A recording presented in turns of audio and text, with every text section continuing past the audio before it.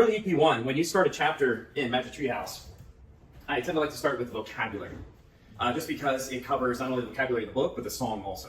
And the song reflects the story, that chapter, whatever's happening in that. So we'll start with the words.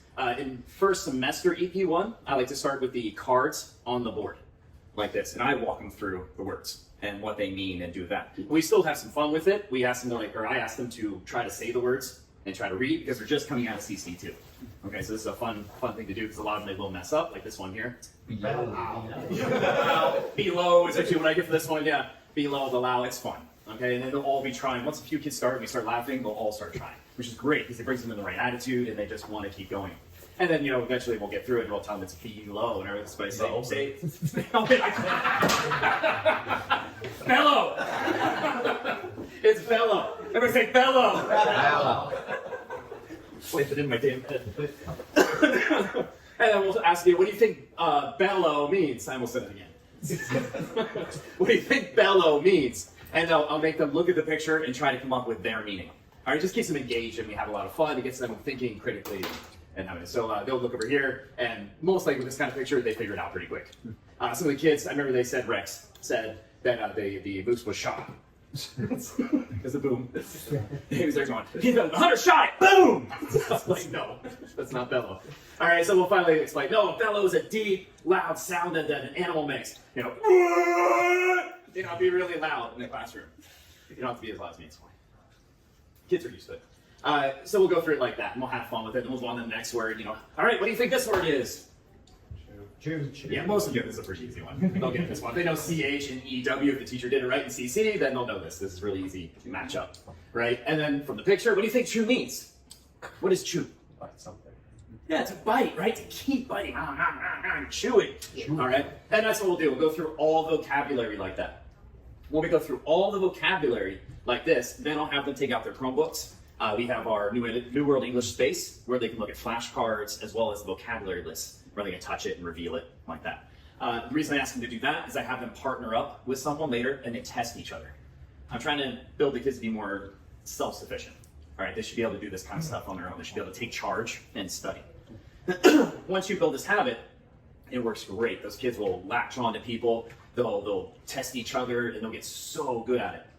In fact, one game they love, after we do vocabulary, if you have a chance to take them outside, we'll go to the park, or now we're closer to the corner park or where the temple is over there. We take them over there, and we do a game that we did before, and now I continue it. I don't know if you remember, we took them down, we had them stand on all the round pedestals on there, and then I give them the meaning, the meaning of the word, and the first person to say the word off the meaning wins. And the other person has to step down, go back in line, and basically you're trying to push the other team off of wherever you are. And you love yoga dots, for example. Oh yeah, absolutely, yeah. If you're in these parks, use yoga dots. They love it. And some of the kids just murder. And that pushes the other kids to try and remember things. All right, I had a kid, Max, who was functionally useless when I got him an EP. But because he's inspired by the other kids and sees how well, like to say Jessica, one of my other students, remembers the meaning of the word and how she can just slaughter many people in a row and just beat them offline, it pushed him to study harder. And now he's doing much better. So those things will get them involved, and they really want to do the vocabulary. So games are really important. Do you understand how this game works? Oh, fair. Yeah. Do you want to explain the game more? Or? Yeah. Can you explain how you deliver how they deliver the answer? What do you mean? Are you asking the question? In person game? Are you talking about? Yeah, like when they meet each other, like how. Oh, sure. So I'll have my phone. I use Quizlet. It's literally the only place Quizlet works. It's on your app. So I'll use the flashcards. I have them randomized. I have it so it shows me the meaning, and then basically I just read off the meaning of the word. I don't think I have one of the meanings here, do I? Yeah, those are. Right. So yeah. I'll just say to break up food with. Okay, go ahead. A lot of kids play this game at school with just paper, scissors, or stone. Right. I just modified it for that. that a lot. Right? Okay. It's like a duel. It's like a duel. Yeah.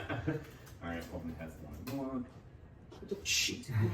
I do have rules. If any other kid in the line says it, their team automatically loses, and the kid goes to the end of the line. So it encourages them not to say anything. Yeah. All right. There you go. To make a loud, deep sound. There you go. He won. Go to the end line. Okay. So you step forward. Forward. So this yoga dot. he goes to the back of his line until we push them all off. Or something. Yeah, it goes for a while. The kids, when they really get into it and they really start, you'll see the difference. From the first time you do it, they'll barely be testing each other. They won't be so involved, except for some children that are always like that. But once they know they're playing this game and they're having fun with it, next time they're going to be just like locked onto their partner because they want to make sure they're going to win. And it's great. And the game can last a really long time. Sometimes I have to just decide it's a draw. Because they'll just almost win, and then suddenly the boys will come back and just push the girls all the way back, and it just keeps going. So having fun like that, they'll hold on to the vocabulary, they get really, really good at it, and it, obviously it benefits them. After we do this, my next step for my class is we do the puzzle and the word page. So this is the puzzle page, if you guys have probably already done it. All right, these are the puzzle pages. All right, they already know the words fairly well, so it's easy for them to bang out. And then they'll do the word page. The word page is just simply the page that goes over all the vocabulary. We call that the word page. The kids are used to it. It's okay. All right, so then they do the word page. That's usually the first day, and that's it. That's where we stop it. We don't get into the story on that day. So they did a lot of work. We had a lot of fun with this piece. We had a lot of other things to do, and we'll move on from that. When this comes back up in the schedule, and we're ready to move on with, let's say here, chapter 6, then we'll come back, and now we're going to be focusing on the story part of it. So now we're going to get into the reading. So with the reading, what we do in EP1, first semester, I like to do group reading. Let's wait for that. I like to do group reading, but you have to interact with them while they read. So you can, I know Scott likes to say, ask the story. Right? It's a great thing to do with them because it builds important skills. One, it makes sure they pay attention. Two, it teaches them how to answer questions, which is really important because when they get later on in EP or Masters, when they get to Alistair, Thomas, or I, questions are a big part of what they do. They do a lot of questions. All right, so we'll start the chapter like this. We'll put it up, and we'll all read together. You guys ready? Yeah. All right, let's do it. Okay, ready? Go. Andy, look at this. Horrible. Stop. You think Chad's like, Andy, hey, look at this. Look at that. You see that? It's cool. Andy, look at this. Come on, try again. Ready? Go. Andy, look at this. Jack Ball. Nice. Keep going. Andy had gone up to the hilltop. Oh, okay, stop there. Wait, sorry. Where did Andy go? Andy had gone up to the hilltop. Okay, so this is exactly what's going to happen the first time you do it. One kid who knows how to answer questions is going to do that. It's something you have to teach them. So the best way to do it is to have them repeat the sentence and then answer the question, and they'll start to get it. You can keep doing that over and over. So like everybody say, Andy had gone up to the hilltop. Andy had gone up to the hilltop. Andy had gone up to the hilltop. Andy had gone up to the hilltop. Where did Andy go? Andy had gone up to the hilltop. To the hilltop. There's better ways to answer the question, obviously, but my point is to get them to get the answer out of the book. All right, because if you guys have done the story page in the workbook, the last part is the most difficult part for the kids. Finding those. Are you there? Thank you. Good to meet. You should get a raise. All right. So this last part is incredibly difficult for them because the kids are really skilled in finding an answer, going back into the text and finding what they need. They're trying to remember. They're coming up with ridiculous sentences. They're way too long because they're not sure what to write down. So this is a great way to build that habit. And it also helps later when we do a lot of question answering. Okay, and this will basically be the first semester of EP1. This is how I do it. When we get into the second semester of EP1, then it'll change up a bit. So now, when we get there, I'm going to have people volunteer to read. You'll be lucky if you get 2 people to volunteer. I don't push anyone to read, especially that early, because you'll just shut them down. They're not going to want to do it ever. So lean on the kids that are studious, the ones you know the things, right? You lean on that person to get up there and do it. Entice them, give them dojo points, whatever you know that they're interested in, to get them to do it. I'll get them to basically do what you did, except now I'll do the questioning from what they're reading. So it's just a little step, just a baby step, okay? So kind of volunteer real quick. Anybody? I don't want to force anyone. Sure, come on up. All right. I don't know where you want to stand there. It won't be on the board, by the way. We'll have the book, and everybody in the class will have the book. Okay. Thank you for enacting. You can just go ahead and start at the top. All right, guys. Let's please pay attention. All right. Follow along in your book. All right. Go ahead. Annie, look at this! Jack called, look what I found! Annie had gone up to the hilltop. Wait, something. Where did Annie go? Annie had gone up to the hilltop. Excellent. Thank you. Keep going. She was picking a flower from the magnolia tree. Oh, sorry. What did she pick? What was she picking? Sorry. She was picking a flower from the magnolia Right, tree. just doing that. So it's basically the same thing, but now I'm getting people to be rewarded and to be brave and get up here. And it'll happen a few times. You're only going to get 1 or 2 volunteers, but after that, you're going to see more people start to raise their hands. They want dojo points, or they want to get recognized, or give it a try. Especially the kids who want to get into like the reading competitions or the story competition. They're going to want to say, thank you very much. Thank you. All right, so this is how I build it. It's all step by step how we do this. Now, when we do the reading, after that, then will be the story page. So that's when we do. This is when we'll do the story page. So that was the vocabulary page, by the way. The word page is what I call it. My kids already know. They're kind of trained as to what I want. All right, so all my stuff, like we've said before, my schedules are very consistent. So all I have to do is say puzzle word page, and they know what to do. They'll go do it. Anyway, so when we get to the reading page, it's the last thing we will do. This is after we enjoy the story, we talk about it, we have fun with it, then we'll go to the story page. Like I said, they usually, no problem. They can get through this first part, absolutely no issue at all. This is where they'll struggle. So when you're getting them used to this part, you're going to have to work with them. Like I said, in that first semester, you might want to keep this up on the board, because this is what I've done, and you find the answers together. Teach them to look for key words. I mean, this is such a skill. They need to know this skill, especially if later they're going to take the TOEIC, or actually for them it's the GEPT. If they're going to do that, they need to know how to look for keywords and how to find what they're looking for. So once you do that and you tell them, guys, it's so easy. The answers are literally right in the book. All you do is going to find it and build that habit. Man, they'll just bang this out. Max, like I said, if people use this now, can do this on his own, no problem.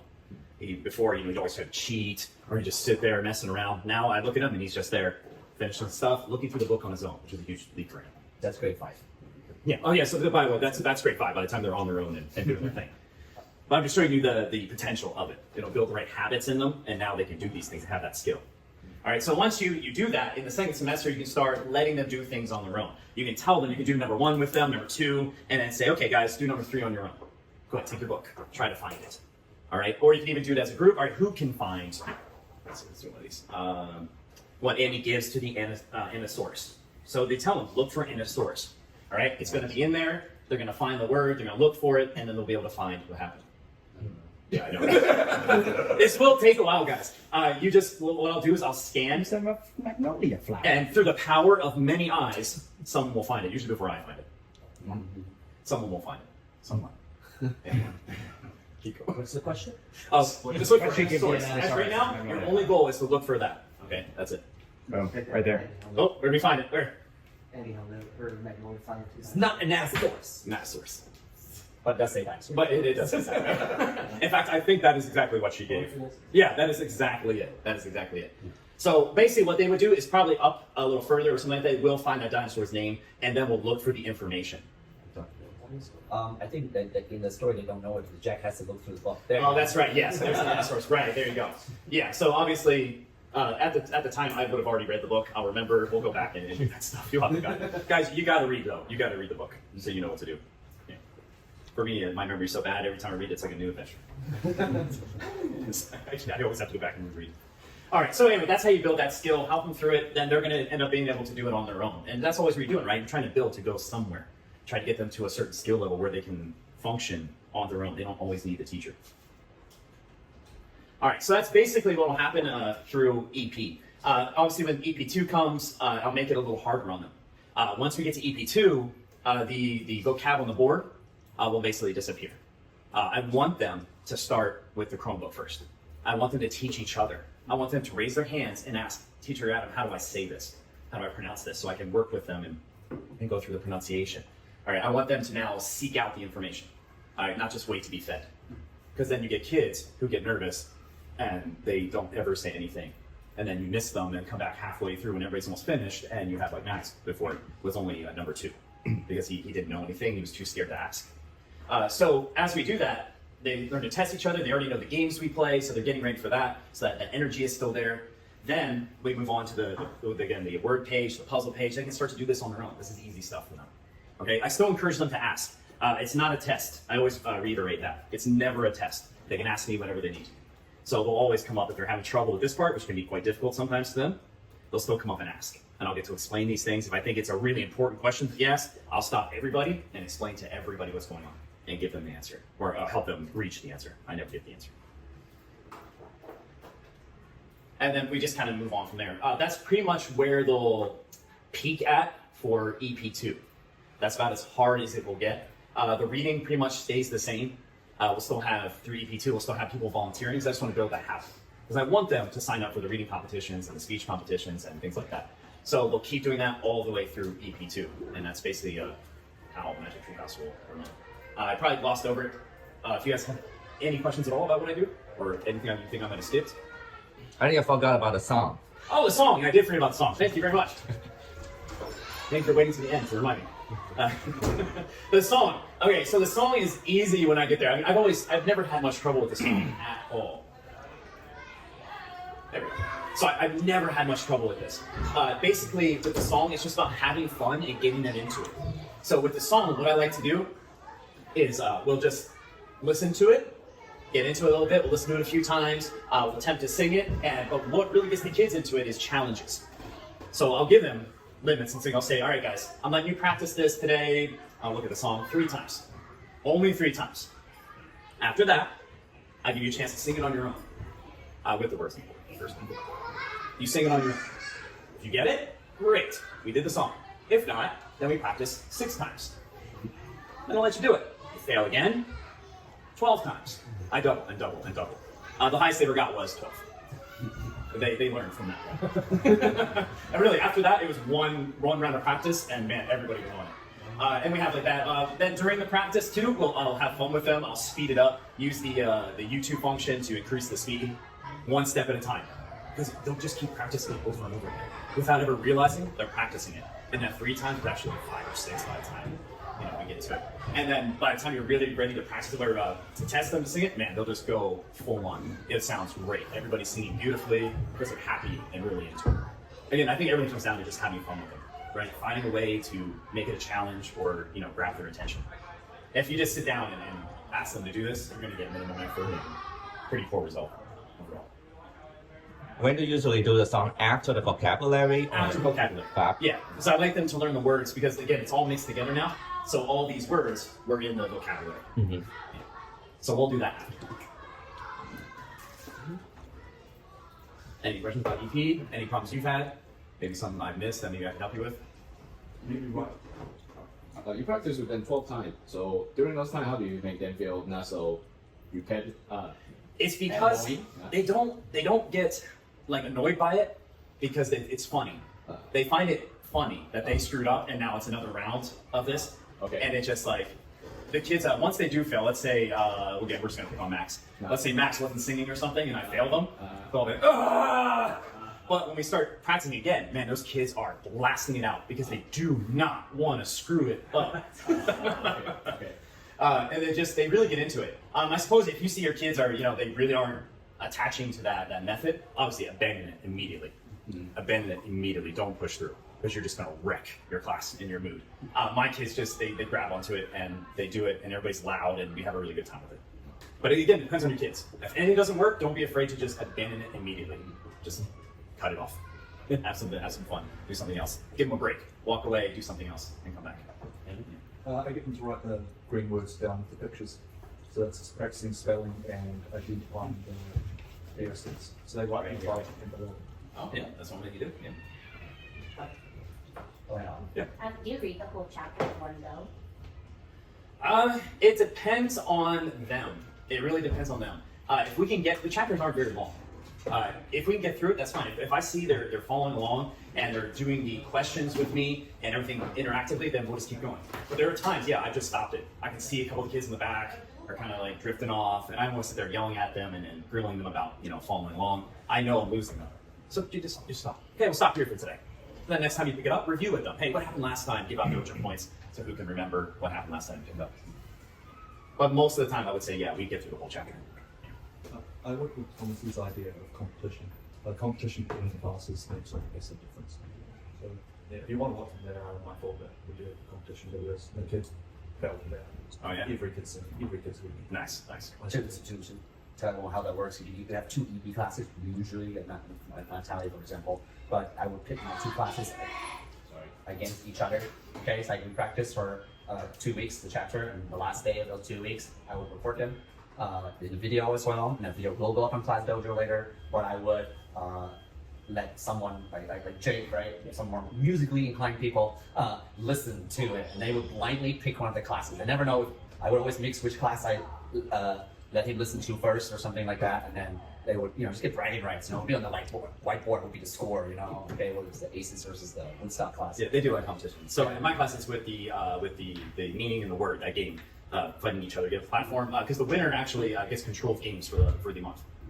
So the girls or the boys. So that just adds to the fire, right? Because the girls always want to play way different things than the boys want to play, and the girls usually win, and so they get control. So anytime Blue Kit comes up, or we get to choose an outdoor game to do with our learning that day, the girls would get to choose. And the boys know they got nothing, and they just got to stand there. And the girls get to choose it. They know they'll get their chance the next round to get that back. Yeah. But yeah, competition is great. I mean, I was alone up on the 4th floor for a while, so I had to learn to survive in my If you guys need to do my little bubble. Ninja Treehouse, there will be my folder with most of this year's songs competition. So if you do teach another EP, you can show what their class did and the kind of level you want. Here, Tom, I think you show the place. Yeah, it's in my teacher folder. Okay. Yeah, that's great. Yeah, do that stuff. Make competitions. If they're into that, go for it. I had something to add on for like song gig. So when we know the vocabulary and we're singing along to the song, I like to use mini whiteboards, and then we're singing together, and then I stop on the green word, and then we all stop singing, and then they all try to spell the word, and then we reward if we get the spelling right, and then we start again from top. See, that's sing great. the song That's again, great. stop on the next That's one. great. Yeah. To get through the song by that time. You can have them sing it, even flip up the boards when it's the time, and there's lots of great games you can play with it. Basically, it's just keeping them happy. Find what works with your class. Play games with them. Dump the things that don't work. Take on the things that do. For in EP 1 and 2, it's pretty easy. EP 2, the songs get a little bit harder in book 4. But they're still very good. But the way I still got all my grade 5 and also grade 6 engaged is that because they can just read it. They just know every word. So like from day 1, like, yeah, I can read all that. Like, why are we reading this? It's like, so I actually more teach them about singing. Okay, that a lot of more kids are interested. Like, where should you breathe? Okay, and I would mark down the white. I would do a little arrow where to breathe, or like where do you drop your consonants with the word, like and. You cannot say and then say dinosaurs, for example. Okay, so they really got into that, like where should we breathe and stuff like that. And because I let them listen to other songs that are easy. They love Imagine Dragons, for example. So hey, can you hear him? Can you hear him breathe in? Okay, because you can always usually hear it. So they go really fast. Like, how did they do that so fast? So you teach them, like, just pretend you're scared. That's how you breathe in very, very fast. Okay, like, or breathe in. You have to feel. If you have to sing for a long time and breathe with your back as well. You can kind of look into that, how singing actually works. Maybe it helps for you too. Help me to sing all those songs. Okay, that's what I add. So a different angle. The kid's like, oh, we can already read it, right? We know it, but we learn how to really sing it. And then there's the competition, so they were really paying attention to that. And I would guide them along with like a little stick or something. Like we go higher, and it would really follow. Even in grade 6, they're like, yeah, we can do this. Okay. Yeah, lots of things you can do with this. I mean, that's why we do these meetings, right? We get as much as we can from each other. All of us do way different things, and we can all mix together and help us. Yeah, one thing I really wanted to add to highlight what Adam is doing, the most important part is independent learning. Okay, the parents will thank you so much when their kids go home. Yeah, I'm studying for my test tomorrow. Don't have to tell them, go do your homework like I have to do all the time. Yeah, so that's what I was going to move on. Just to touch on Masters. So by the time they get there, so now we're in Masters 1 with my EP2 that I moved on. Now we still do volunteering to read, but mixed in with that now, we have more worried about understanding what you read, reading comprehension. So not every time we'll do that. Some days it's, they'll get the Magic Treehouse book, sit down and read the chapter. They have to read it and then be able to do the story page on their own. They have to understand what they're reading. They can't rely on everyone else. And this is mixed in with it. By the time they get to Masters 2, they're going to be doing that more often. But now it's a habit. Now they'll just know, like, hey guys, we need to finish Magic Treehouse chapter 4 and the story page. And the kids will literally just go get the books, sit down, bang it out, and it's done in very little time. They understand what they're reading, and you start seeing that result. What? And so. Yeah. Look, Yeah, and playing of the nest, showing what you should not do. This is why we don't do you are on the second floor Wi-Fi, I guess. Oh, now it just changed. It was on first floor. Oh, first floor. The teacher is A1 is better than teacher. Teacher is very slow. Oh, but A1F teacher Wi-Fi. The teacher one is better. Is another one. Okay, they're singing together. We get the point. But this is the only way they can get class graduates. Yeah. Okay. And ask questions. Answer questions. Okay. So they really do try and handle that. And it's like purely, like, I don't even really have to encourage them. Yeah. And that's why also the instrumental versions are on Yeah. the NAS as well. So that's, Yeah. if you want to play with music, then play it with the music on that. They have instrumental versions of this on this. Yeah. They just should. They ask for that. I don't even I just the early didn't ones. even know that they did that. Yeah, take a look at the folder. Yeah, I remember the early ones. I can't remember if you were the later ones. I wouldn't say all of the both will have instrumental But wait, version of it. never EP. Always make that mistake. I Single time. Someone 6. Okay. Yeah. This one? No. Some of them do have the instrumental. Because I asked Patrick to give me those, but by that time I was teaching grade. He might have just picked up wherever you were at the time. Yeah, that's possible. Yeah, instrumental. Yeah, I remember I saw you use the instrumental with my class. Some have them, but otherwise I would not play the song while the kids are singing. I don't want to hear them. I just count them in. They practice it so many times that I sing. I count them in and they sing them beautifully. Okay. Okay. I think. Thank you very much, Teacher Adam. Yeah. That's